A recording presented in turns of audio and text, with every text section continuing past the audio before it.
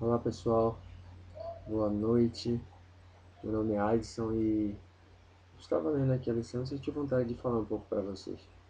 A lição dessa semana trouxe um assunto interessante, um assunto onde aborda um pouco mais a questão de Romanos 8. Em Romanos 8, Paulo aborda de uma forma muito interessante a questão do viver pela carne ou viver pelo Espírito.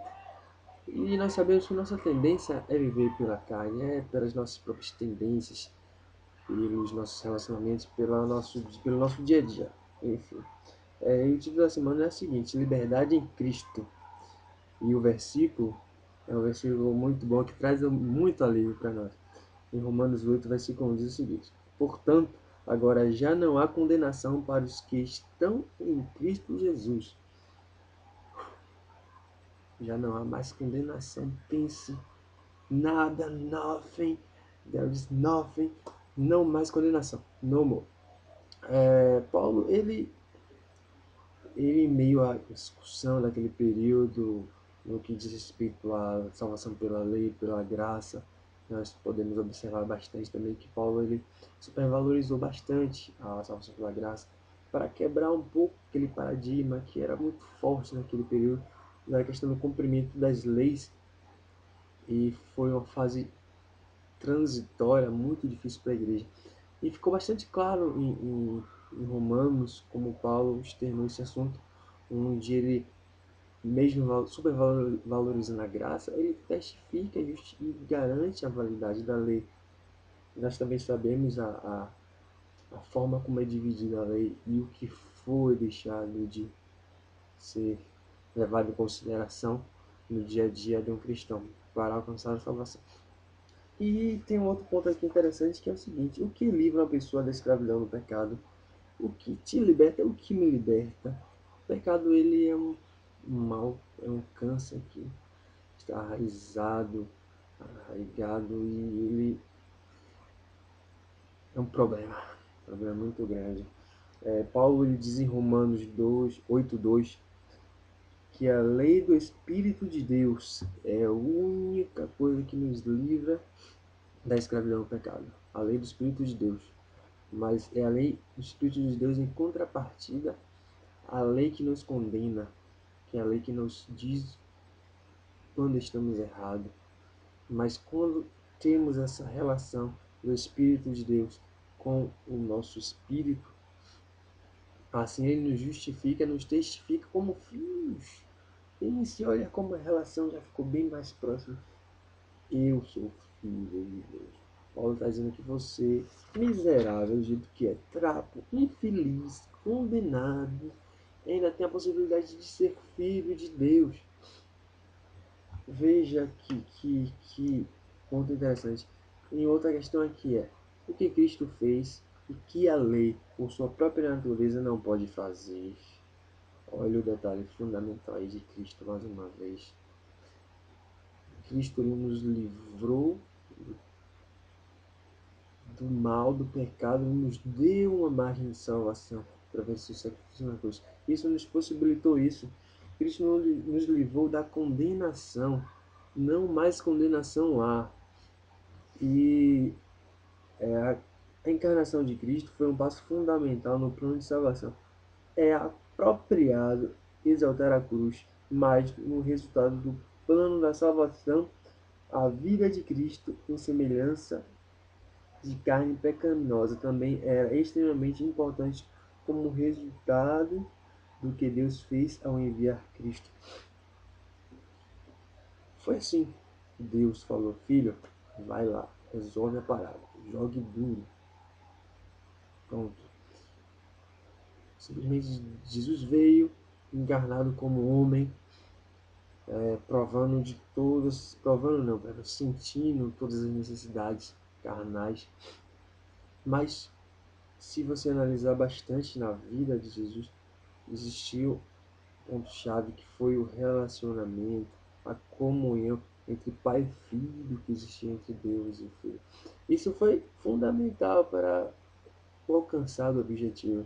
E veja também que Paulo ele aborda um assunto interessante que é controle entre o espírito carnal, tá? E o espírito de Deus. É uma luta tremenda. Às vezes eu me pego, meu Deus, me ajude. Tanta coisa que passa nessa minha cabeça. E tantas coisas que não vale nem a pena comentar, deixa pra lá. E onde está o poder? Quem nos concede o poder para resistirmos toda essa nossa fraqueza, nossa fragilidade humana? A nossa irmã White, ela, no livro Desejado das Nações, ela diz o seguinte: Cristo deu o seu Espírito como um poder divino para vencer toda a tendência hereditária e cultivada para o mal, e gravar seu próprio caráter em sua igreja.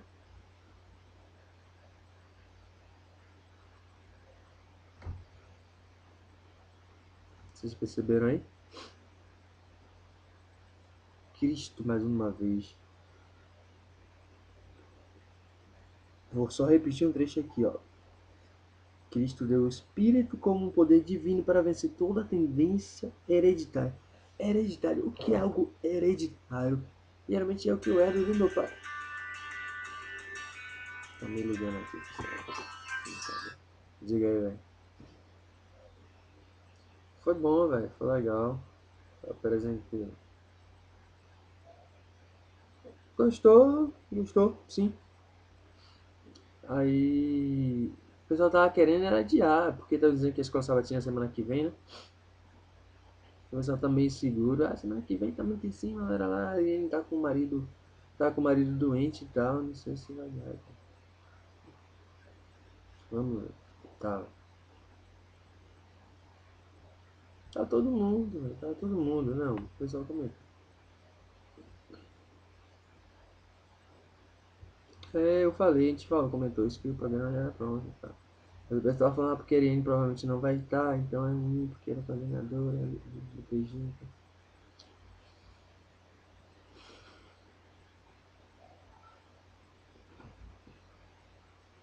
Uhum.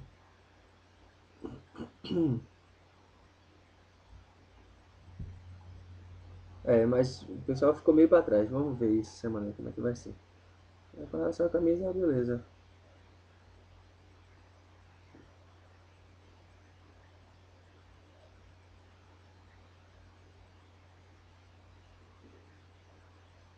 Uhum. Certo.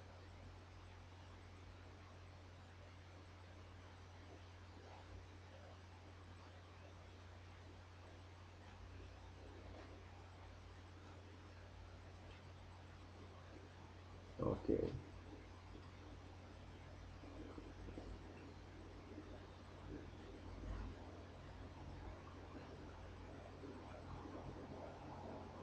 Beleza. Certo. Valeu, filho.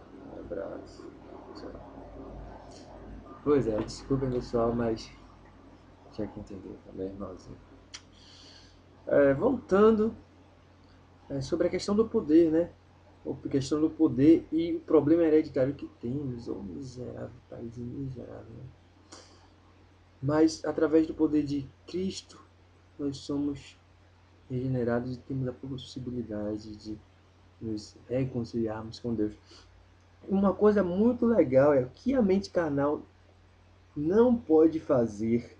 A gente pode achar lá em Romanos 7:8. Vocês querem ler? Tá, vamos ler, vamos ler. Olha só a pergunta. O que a mente carnal não pode fazer? Em Romanos 7:8 diz o seguinte, ó. Por isso, é isso mesmo? É. Por isso, as pessoas que têm a mente controlada pela natureza humana se tornam inimigas de Deus, pois não obedecem à lei de Deus e de fato não podem obedecer a Deus. As pessoas que vivem de acordo com a sua natureza humana não podem agradar a Deus. Meu Deus. Imagina não poder agradar seu pai, como é chato, né? Vai falar, meu filho, estou triste contigo. É a mesma situação, não podemos agradar a Deus, levamos em consideração nossa natureza carnal, Deus fica triste com isso. É uma barreira, é um alicerce que interpõe entre nós e Deus e fica tudo mais complicado. Mas por fim nós vemos aqui, voltamos, né, que o versículo 1 do capítulo 8 diz: nenhuma condenação A lei nos condena pelo fato de ser santa. E nós somos dignos, éramos para sermos dignos de morte. Mas tem o seguinte, ó, portanto, a sua principal declaração em Romanos 8, 1 e 2 é realmente uma boa notícia para aquela igreja jovem. Através da habitação do Espírito neles, não transformados de dentro para fora, tornando-se novos seres. São libertados da penalidade do pecado, herdeiros das promessas e filhos de Deus. Lindo, muito lindo isso. Quer dizer que temos a possibilidade de sabermos onde estamos errando, tá? De sermos justificados como filhos de Deus e dizer, filho, ó, tá com moral agora, minha condenação lá. Você tá bem na frente tá comigo. Uhul. Que Deus maravilhoso. Pense, olha só. Agora é o seguinte, que promessa tem os que se rendem completamente a Cristo? É ter o título de ser considerado um filho, né? Para que é melhor do que ser filho do nosso Deus, ser filho do rei. Para mim é demais isso. A lição dessa semana, ela trouxe essa visão de nos trazer um pouco alívio, né? De tanta coisa pesada que a gente leu sobre a lei, sobre o fardo, sobre o que fazer e o que não fazer. E a gente tem aqui uma aplicação muito interessante. A parte que mais gosto é a parte da aplicação. Acho que vocês geralmente me ouvem na classe, sabe por que a aplicação. Depois eu falo sobre isso. Somos templo de Deus. E a lição diz o seguinte: Paulo nos encoraja a viver segundo o Espírito e não segundo a carne. Agora a pergunta: como podemos estar vivos no Espírito? Como sua presença deve afetar nossa vida diária? E a lição, como sempre, traz alguns passos interessantes para a gente alcançar esses objetivos. Primeiro passo: foco. Mantenha um foco. Ó. Foco. Objetivo. Talvez você deseje se vestir com roupas que estão na moda e tal, fazer tudo bonitinho, andar com a galera. Coisas que tiram um pouco você do objetivo principal.